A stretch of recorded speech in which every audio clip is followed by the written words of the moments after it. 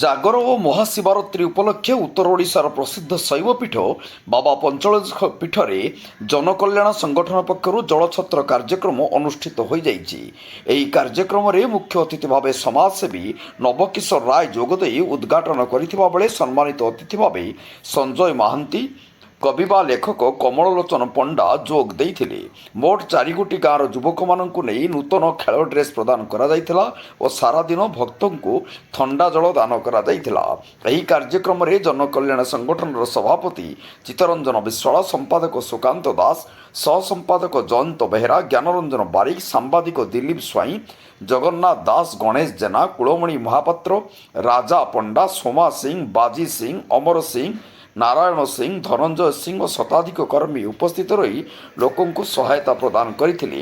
ଶେଷରେ ଅତିଥିମାନେ ସଂଗଠନର ଉତ୍ତରୋତ୍ତର କାମନା କରିଥିଲେ।